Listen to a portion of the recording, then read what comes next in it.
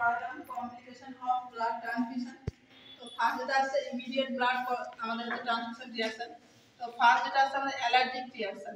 Allergic reaction হলে পেশেন্টের কি কি দেখা যাবে? হেডেক, নাউজিয়া, ভমিটিং, হাইপারটেনশন, ইচিং, রেস্টলেসনেস, সোয়েটিং এই সমস্ত সাইন কিন্তু আমরা কিন্তু দেখতে পাবো। হেমোরাইটিক এর ক্ষেত্রে আমরা কি দেখতে পাবো? ট্রান্সফিউশন রিঅ্যাকশনের ক্ষেত্রে পেশেন্টের ক্ষেত্রে হেমাচুরিয়া হবে, মিন্স হচ্ছে blood in urine. Early symptom দেখা যাবে ইউরিনের সঙ্গে কি আসবে? ব্লাড আসবে। লোয়ার ব্যাক পেইন হবে পেশেন্টের ক্ষেত্রে, জন্ডিস হবে, লেট সিমটম যেটা দেখা যায়। ট্রিটমেন্ট হিসেবে আমরা ফার্স্ট প্রায়োরিটি অ্যাকশন কি রাখবো? ফার্স্ট আমরা কি করবো? ব্লাড ট্রান্সফিউশনটাকে স্টপ করে দেবো। দেন আমরা কি করবো? সেকেন্ড আমরা হচ্ছে যে পুশ নর্মাল হচ্ছে স্লাইন, কেন হচ্ছে যে ব্লাডটাকে আমরা ডাইলিউট করার জন্য কি করছি?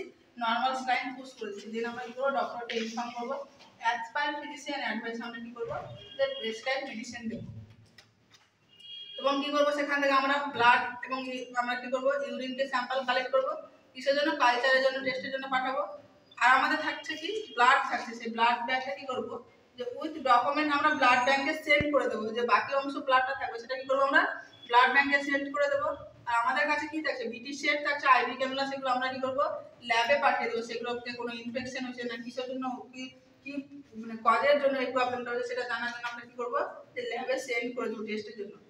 দেন হচ্ছে আমাদের ফার্স্ট সেফটি সেমিয়া। তো আমি যখন বলেছিলাম যে আমাদের ব্লাড ট্রান্সফিউশন আমাদেরকে 2 to 4 আওয়ার্সের মধ্যে চালিয়ে শেষ করতে হবে, না হলে আমাদের কি যদি আমরা কি কমপ্লিকেশন দেখা যায়। তো আমরা যদি 4 ঘন্টার বেশি যদি চালাই তাহলে আমাদের পেশেন্টের ক্ষেত্রে কি দেখা যায়? সেফটি সেমিয়া। সেফটি সেমিয়া মানে হচ্ছে ইনফেকশন।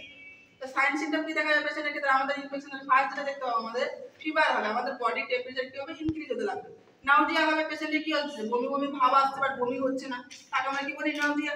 পেশেন্টের ক্ষেত্রে ভমিটিং হবে, ডিহাইড্রেট, যখন বমি হচ্ছে, ফ্লুইড কি হচ্ছে? লস হচ্ছে, তাহলে পেশেন্টের ক্ষেত্রে ডিহাইড্রেশন হবে। সেই মুহূর্তে আমরা কি করবো? ফার্স্ট আমরা কি করবো? ব্লাড ট্রান্সফিউশন যেটা করছিলাম সেটাকে স্লো করে দেবো। দেন আমরা কি করবো? ডক্টরকে ইনফর্ম করবো। দেন হচ্ছে যে যদি পেশেন্ট ভমিটিং করে, বমি করে, তাহলে আমরা কি করবো? ল্যাটেরাল পজিশন দেবো পেশেন্টের ক্ষেত্রে।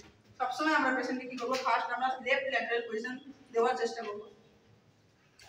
দেন হচ্ছে পেশেন্টের যদি ফিভার থাকে তাহলে আমরা কি করি? কোল্ড স্পঞ্জিং নিতে হবে। সেই কোল্ড স্পঞ্জিং এর টেম্পারেচার কত হবে? ওয়াটারে হতে হবে। ওয়াটারের টেম্পারেচার অবশ্যই হচ্ছে 60 to 90 ডিগ্রি ফারেনহাইট হতে হবে। আমাদের বডি যার নরমাল টেম্পারেচার কত? 98.4 ডিগ্রি ফারেনহাইট। তার থেকে অবশ্যই আমাদের ওয়াটারের হচ্ছে টেম্পারেচারটা আমাদের কম হতে হবে।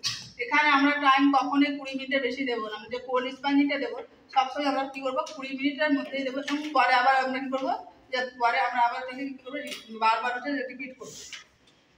কোল্ড স্পঞ্জিং আমরা কতক্ষণ পর্যন্ত দেবো? কতক্ষণ টার্মিনেট করবো? যখন টেম্পারেচারটা আমাদের কি হচ্ছে 101 ডিগ্রি ফারেনহাইটে পৌঁছে যাবে তখন আমরা কি করবো? আর কোল্ড স্পঞ্জিং দেবো না, টার্মিনেট করে দেবো। দেন হচ্ছে আমাদের পরের কমপ্লিকেশন যেটা আসছে সেটা হচ্ছে সার্কুলেটিং ওভারলোড। তো সার্কুলেটিং ওভারলোড কখন হচ্ছে? যখন আমরা ব্লাড ট্রান্সফিউশন করছি, যদি 2 ঘন্টার আগে আমরা ব্লাডটাকে চালিয়ে শেষ করে দিই তাহলে পেশেন্টের ক্ষেত্রে কি দেখা যাবে? সার্কুলেটিং ওভারলোড দেখা যাবে। এখানে পেশেন্টের ক্ষেত্রে কি হবে? সাইন সিম্পটম দেখা যাবে, যেগুলো সেটা হচ্ছে হাইপারটেনশন। কারণ আমরা অলরেডি আগেই জানি যে পেশেন্টের আমরা যে বিপি পরিমাপ করছি তা আর্টেরিয়ালের প্রেসার পরিমাপ করি, তাহলে ফ্লুইড দিচ্ছি মানে পেশেন্টের ক্ষেত্রে কি হচ্ছে? যে প্রেসারটা বাড়ছে। পেশেন্টের ক্ষেত্রে ড্রিপস নেওয়া হবে, শ্বাসকষ্ট হবে, নেক ভেন ডিস্টেনশন হবে, যে জুগুলার ভেন থাকে সেটা কি হবে? যে ডিস্টেনশন হয়ে থাকবে, ফুলে থাকবে।